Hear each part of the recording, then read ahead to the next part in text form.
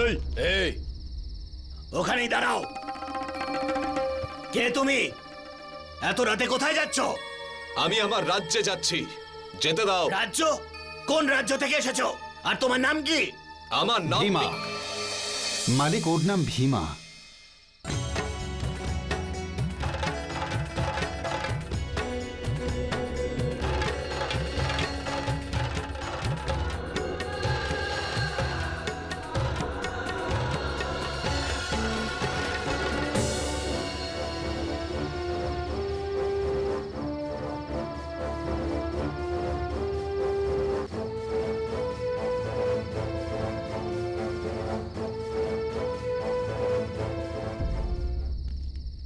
মালিক, এর নাম ভীমা। আমি একে ভালো করেই চিনি। না, এ কি বলছো তুমি?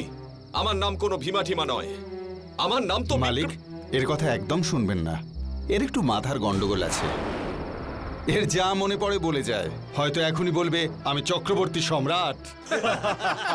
হ্যাঁ হ্যাঁ, আমি মিথ্যে বলছি না, আমি সত্যিই চক্রবর্তী সম্রাট।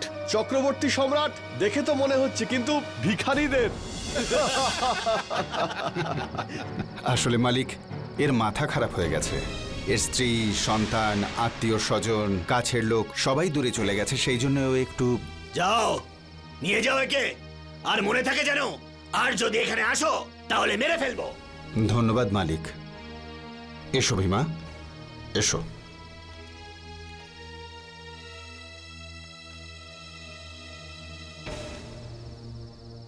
তোমার এত সাহস, চক্রবর্তী সম্রাট বিক্রমাদিত্যের নাম পাল্টে দিচ্ছ? আরে তোমার নাম বদলে দিয়ে আমি তোমার জীবনটা বাঁচালাম। ওরা যদি তোমার আসল নামটা জানতে পারতো তাহলে তুমি আর এখন বেঁচে থাকতে না। কেন? এমন কি অপরাধ করেছি আমি? অপরাধ তুমি নয়, উজ্জয়িনীর রাজা বিক্রমাদিত্য করেছে। আর যার শাস্তি ওরা তোমায় দিতে চাইছে। যা বলতে চাও পরিষ্কার করে বলো। আমি তোমায় সকালেই বলেছিলাম, বিক্রমাদিত্যের রাজসভায় চন্দ্রসেন এতটাই অপমানিত হয়েছিলেন যে রাজা চন্দ্রসেন বিক্রম নামটা শুনলেই জ্বলে ওঠেন। যান, আমি আপনাকে জীবন দান করলাম। আদেশ পালন হোক। আমি তোমাকে বলে যাচ্ছি যে তুমি তোমার এই সিদ্ধান্তে একদিন আফসোস করবে। বল, তোর নাম কি? বিক্রম কুমার। আর তোর? বিক্রম। মহামন্ত্রী, কাল সকালে এদের সবাইকে ফাঁসিতে চড়িয়ে দাও। ওই নামে তার এত ঘৃণা যে ওনার রাজ্যে বিক্রম নামে যত মানুষ ছিল উনি তাদের শুলে চড়িয়েছেন। আর উনি প্রতিজ্ঞাও করেছেন যে যতদিন না বিক্রমাদিত্যের কাটা মুন্ডু নিজের চোখে দেখছেন ততদিন পর্যন্ত উনি মুকুট পরবেন না। এখন তোমার সামনে দুটো রাস্তা আছে। হয় তুমি নিজের নাম বিক্রম বলে শুলে চড়ার জন্য তৈরি হও, অথবা ভীমা সেজে এই তমল প্রদেশে থেকে যাও।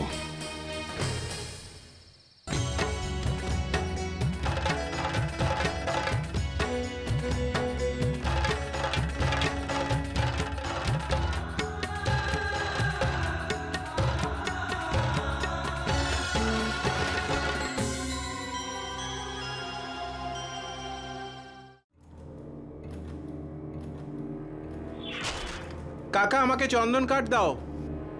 আর আমার জ্বালানির কাঠ দরকার হরি কাকা। কাঠ নিতে আমি আগে এসেছি, তুমি পরে এসেছো। আজকে চমৎকার হয়ে গেছে। এর আগে এত গ্রাহক কখনো আমাদের দোকানে আসেনি। সকালে কার মুখ দেখে দোকান খুলেছিলে কাকা, যে একদিনেই ধনী হয়ে গেলে?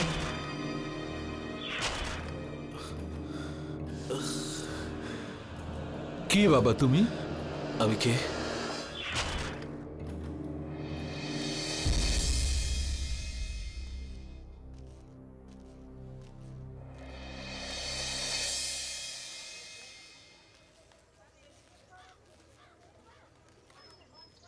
তুমি আমার এই ভিখারিকে নিয়ে এসেছো? আমি আমি কোনো ভিখিরি নই। তুমি জানো আমি কে? আমি আমার মুখের উপর কথা বলছিস? আমার মুখের উপরে? যা বেরো এখান থেকে, বেরো অপয়া কোথাকার।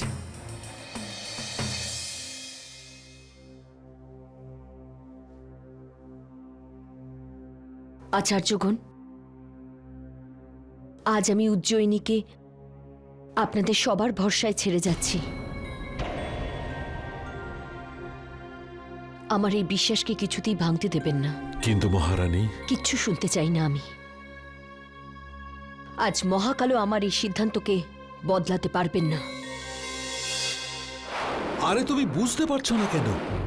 কাল যে তুমি 2 হাতে মুদ্রা গুনছিলে সেসব ওরই জন্য হয়েছে। কাল সকালে আমি এরই মুখ দেখে দোকান খুলেছিলাম। আচ্ছা, তার মানে হলো এই যে কালকে দোকানের সমস্ত বিক্রি ওর জন্য হয়েছে। হ্যাঁ, সেটাই তো বোঝানোর চেষ্টা করছি। ভেবে দেখো, কালকের আগে আমাদের দোকান থেকে এত কার্ড বিক্রি হয়েছে। আমার কথা শোনো, তুমি একে রেখে দাও, তোমার 2-4টে কাজও করে দেবে। আরে 2-1টা রুটি খেয়ে পড়ে থাকবে এক কোনায়। এত ভাবছো কি?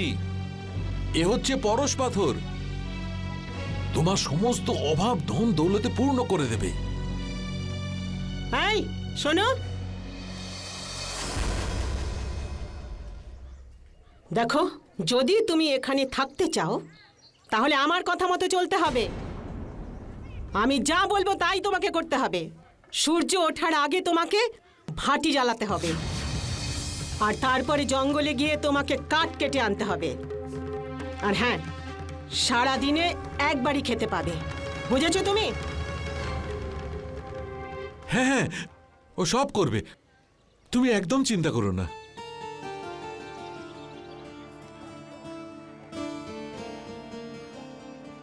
এবার যাও আর জঙ্গল থেকে কাঠ কেটে আনো, যাও।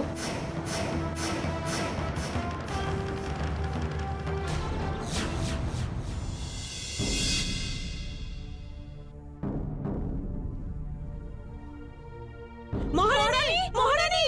দাঁড়াও, আর এগোবে না। এটা আমার লড়াই, আর আমি এটা একাই লড়ব। তুমি আমার কথা একটু বোঝার চেষ্টা করছো না কেন? এভাবে কোথায় রাস্তায় রাস্তায় ঘুরবে? দেখো, পেট ভরার জন্য 2টো রুটি আর মাথা গোজার জন্য একটা ছাদ তো চাই। যাই হোক না কেন, আমি কাঠ কাটার মতো তুচ্ছ কাজ করব না। ভীমা, সময় সবসময় একরকম থাকে না। সময় এমন একটা কুঠার যে সমস্ত ভালো খারাপ দিনকে কাটিয়ে দেয়। যেটা কাল ছিল সেটা আজ নেই, আর যেটা আজ আছে সেটা কাল থাকবে না। তোমারও সময় একদিন বদলাবে, তারপর তুমি সেটাই করো যেটা তুমি চাও।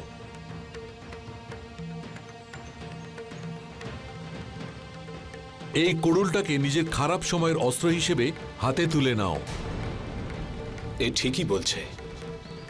যতক্ষণ পর্যন্ত আমি এখান থেকে বেরোনোর সঠিক সুযোগ না পাই, আমার এর কথা শোনা উচিত।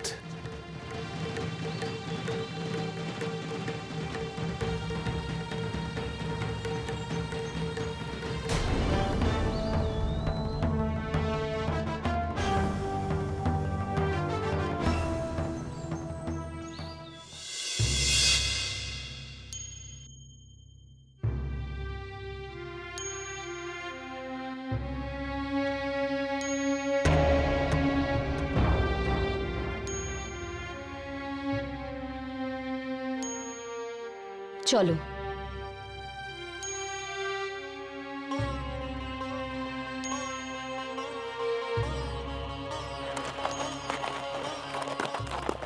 মা!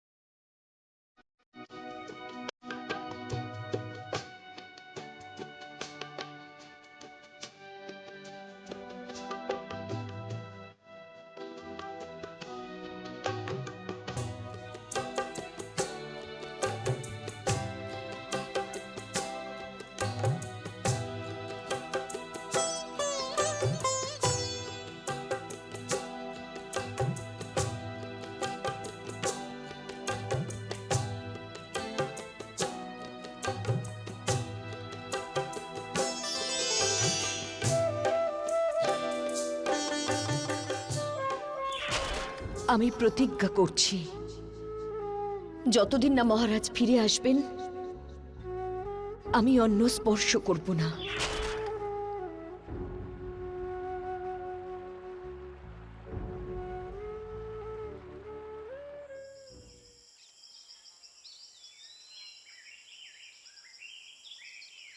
প্রণাম দেবী। আমি ঋষি রুদ্রান্তের কাছে এসেছি। আসুন।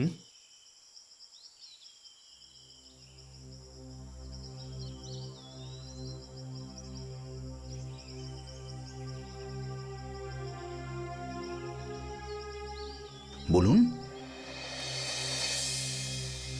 আমি আপনার কি সেবা করতে পারি?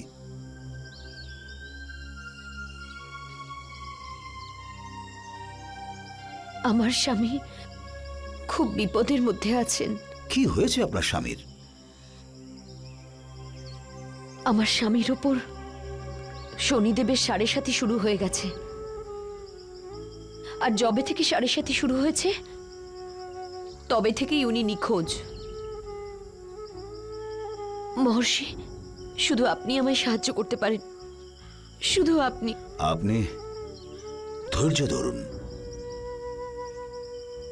শনিদেবের দরবারে যারাই আসেন তারা খালি হাতে কখনো ফেরেন না।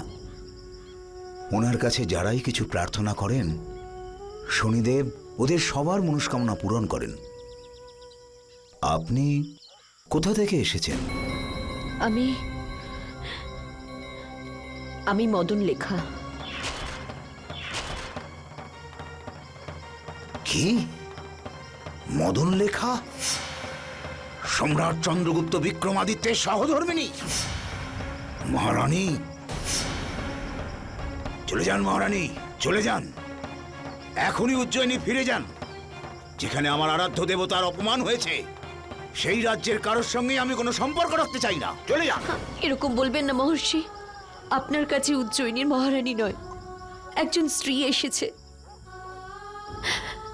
এক সাধারণ স্ত্রী। আর এই হতভাগী তার স্বামীর জন্য আপনার কাছে ভিক্ষা চাইছে। আর আমি ততক্ষণ এখান থেকে যাব না যতক্ষণ না আপনি আমার ওপর দয়া করছেন। আমার কাছে চোখের জল ফেলে কোনো লাভ হবে না মহারানী।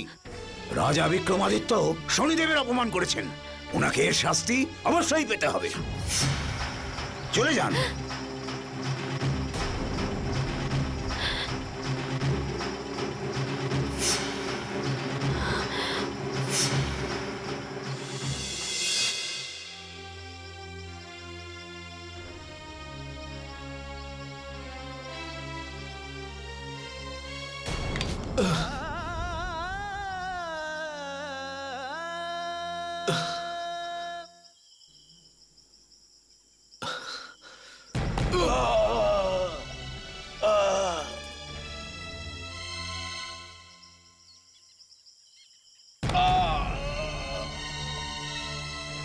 এই আওয়াজটা, এটা কিসের আওয়াজ?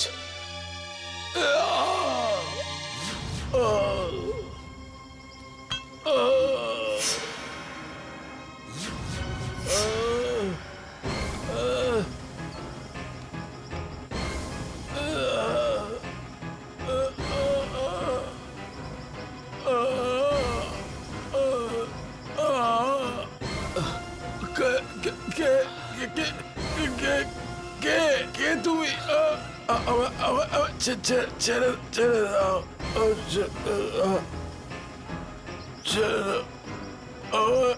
আমায় ছেড়ে দাও, ছেড়ে দাও, আমায় মরতে দাও, মরতে দাও।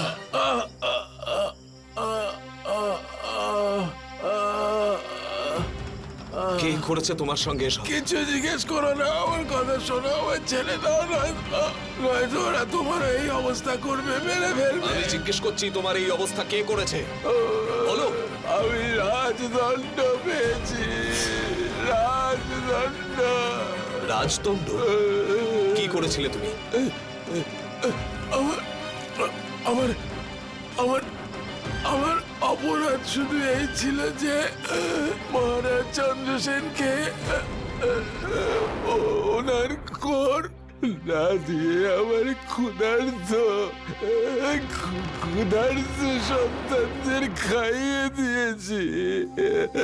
মহারাজ চন্দ্রসেন আমাকে এখানে দড়ি দিয়ে বেঁধে জঙ্গলে ফেলে রেখে গেছে।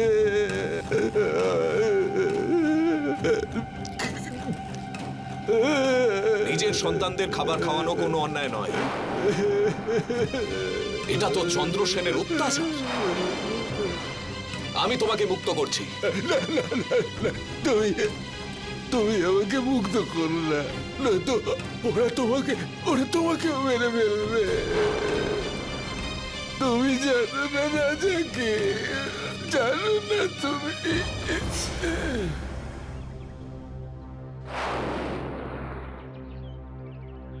আরে আরে এ তো অজ্ঞান হয়ে গেল, এর জন্য জল আনতে হবে।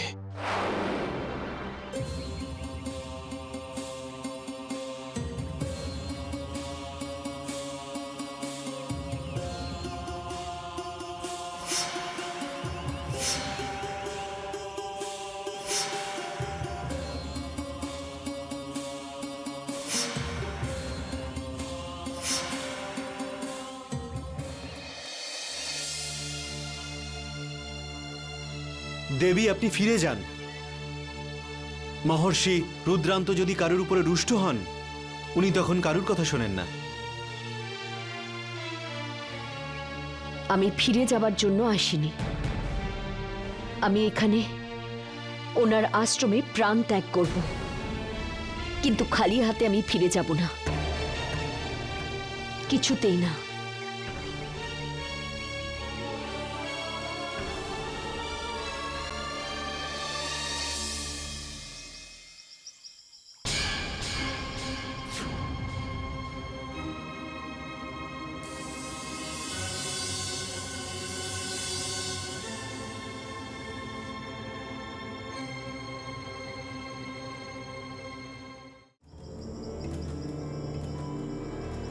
তুমি একজন অপরাধীকে সাহায্য করেছো, তাই তোমাকে বন্দী করা হচ্ছে।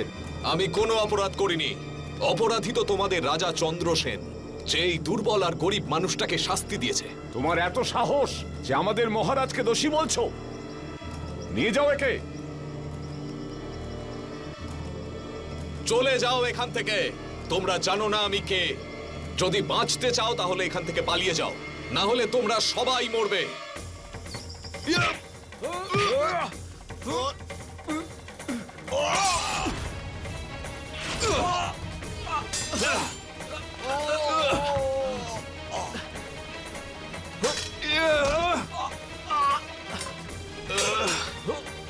কাকা, আমার কথা শোনো।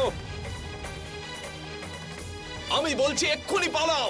না, আমি তোমাকে এই অবস্থায় ছেড়ে না কোথাও যাব না। আমি বলছি তুমি পালিয়ে যাও এখান থেকে, আমি এদের সামলে নেব। তুমি পারবে না।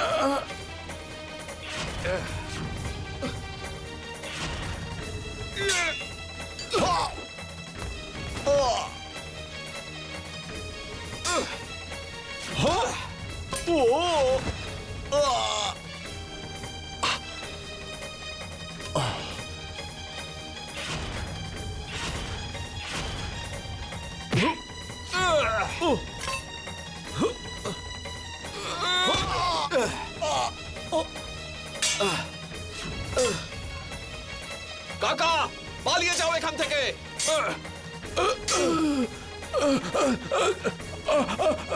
পালাও, তাড়াতাড়ি যাও। এবার আমি তোমাদের ছাড়বো না।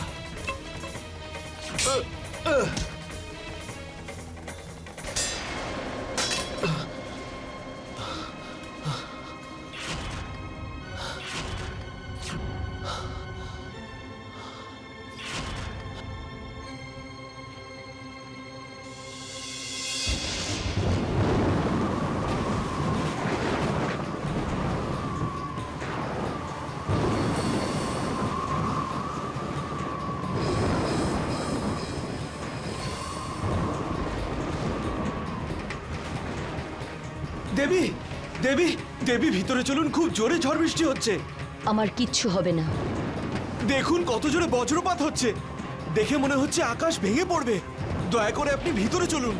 আমি বললাম তো আমার কিচ্ছু হবে না। দেবী আপনি কেন বুঝতে পারছেন না? এই ঝড় বৃষ্টির মধ্যে থাকলে আপনি বিপদে পড়তে পারেন। আমি যে বিপদে আছি তার থেকেও এই বিপদ অনেক ছোট। আপনি আমাকে নিয়ে চিন্তা করবেন না।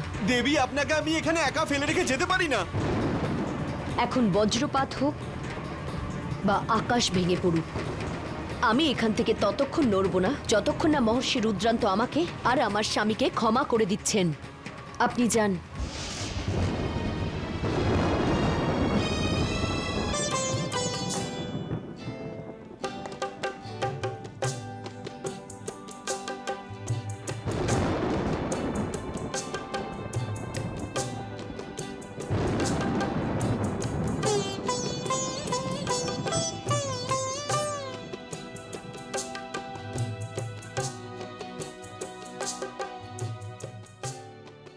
ওম শং শনিশ্চয়ায় নমঃ।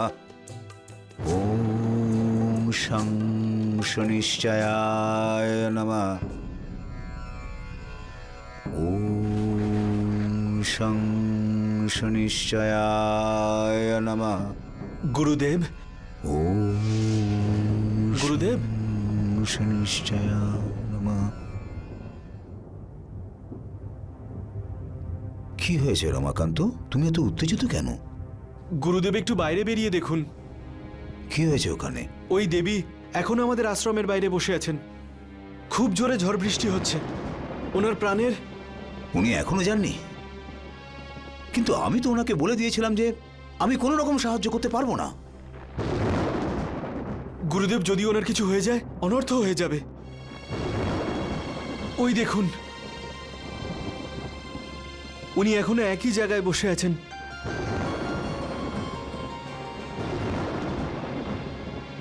রমাকান্ত, রমাকান্ত, রমাকান্ত, না আমি কিছু দেখতে চাই আর না আমি কিছু শুনতে চাই।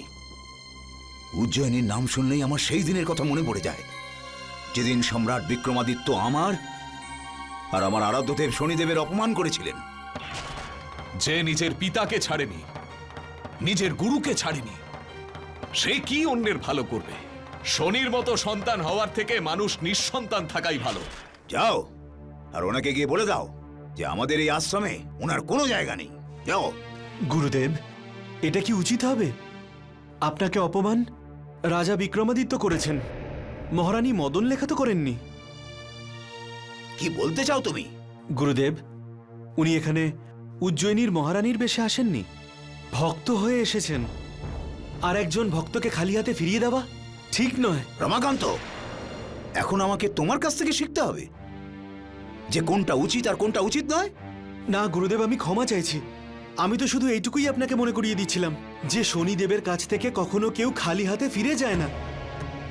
উনি এখানে মহর্ষি রুদ্রান্তের কাছে নয়, শনিদেবের উপাসকের কাছে দেখা করতে এসেছেন।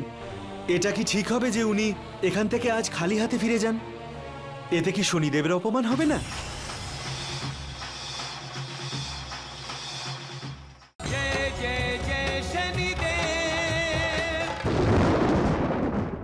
আপনার এইভাবে চুপ করে থাকাতে আমার প্রশ্নের উত্তর পেয়ে গেছি।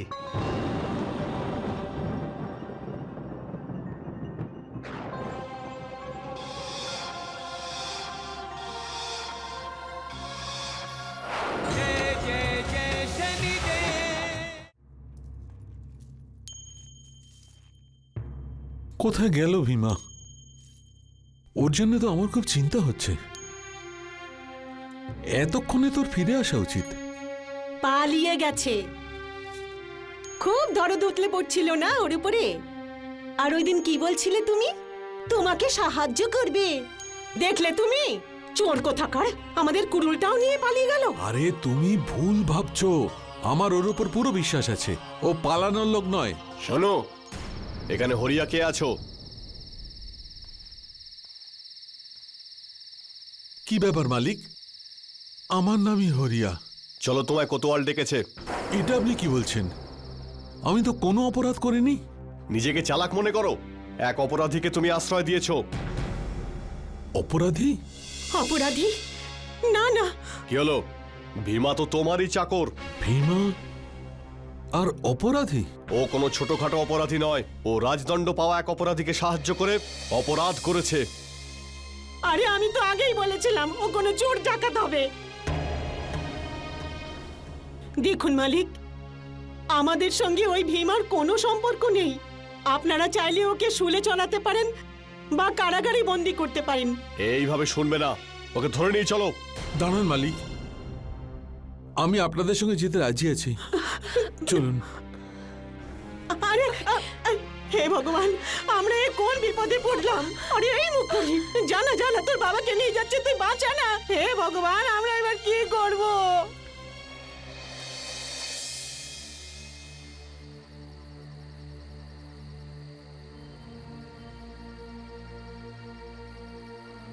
বলুন মহারানী, আমি আপনার জন্য কি করতে পারি?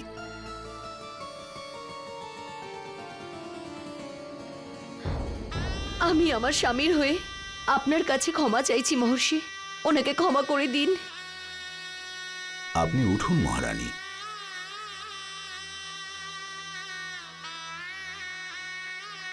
আপনি আমাদের ক্ষমা করেছেন তো মহর্ষি? আমি আপনার কাছে কৃতজ্ঞ। মহারানী, আমি কে যে আপনাকে আমি ক্ষমা করব? আমি তো শনিদেবের সামান্য একজন সেবক। যদি ক্ষমা চাইতেই হয় তবে শনিদেবের কাছে চান, যার অপমান আপনার স্বামী করেছেন। মালিক, এই হচ্ছে সেই হরিয়া যে এই অপরাধীকে ওর বাড়িতে আশ্রয় দিয়েছিল। দেখে তো ভালো মানুষ মনে হচ্ছে, বাড়িতে অপরাধীদের আশ্রয় দাও। বলো, আর কোন কোন অপরাধের সাথে তুমি যুক্ত? মালিক, সামান্য একটা পিঁপড়েকে মারতেও এর হাত কাঁপে, ও কি করে অপরাধ করবে? তাহলে এই অপরাধীকে বাড়িতে আশ্রয় দিয়েছিলে কেন? দেখুন, আমরা ওকে কাট কাটার জন্য বাড়িতে রেখেছিলাম। আমরা কি করে জানবো যে ও কে, কোথা থেকে এসেছে? মহারানী, ওই দেখুন ওখানে, ওখানে আমার আরাধ্য দেব শনিদেব বিরাজ করছেন। মহারানী, শনি 3 লোকের রাজা। ক্ষমা করা এবং শাস্তি দেবার অধিকার একমাত্র ওনারই আছে। আপনি যান, শনিদেবের কাছে সর্ষের তেল অর্পণ করে ওনার কাছে ক্ষমা চান। জানো তোমরা, ও রাজদ্রোহ করেছে। রাজদণ্ড পাওয়া অপরাধীকে জল খাওয়ানোর অপরাধ করেছে। জল খাওয়ানো অপরাধ? আর এই অপরাধের শাস্তি হলো 50 ঘা চাবুক। 50 ঘা চাবুক? ওকে আপনি ক্ষমা করে দিন মালিক, অজান্তেও ভুল করে ফেলেছে। চন্দ্রসেনের রাজত্বে কোনো ভুলকে ক্ষমা করা হয় না, শাস্তি ও পাবেই। আর যদি তুমি শাস্তি থেকে ওকে বাঁচাতে চাও, তাহলে 50 ঘা চাবুকের বদলে 50টা সোনার মুদ্রা রাজকোষে জমা করে দিও। মালিক, আমাদের কাছে তো 50টা ফুটো করিও নেই, তাহলে 50 স্বর্ণমুদ্রা কোথা থেকে পাবো? আর ও যখন অপরাধ করেছে তখন তো ওকে শাস্তি পেতেই হবে। মালিক, আমি তো বলছিলাম একে 50 ঘা নয় 100 ঘা চাবুক মারুন, 100 ঘা। ঠিক আছে, তোমরা ওকে 50 ঘা চাবুক মারো।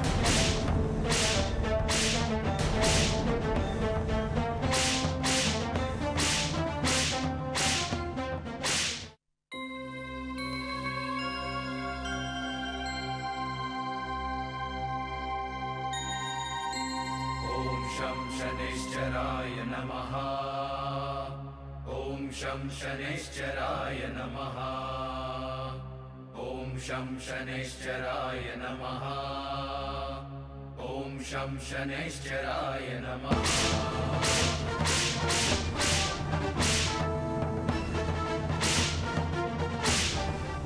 शं शनैश्चराय नमः ॐ शं शनैश्चराय नमः ॐ शं शनैश्चराय नमः ॐ शं शनैश्चराय नमः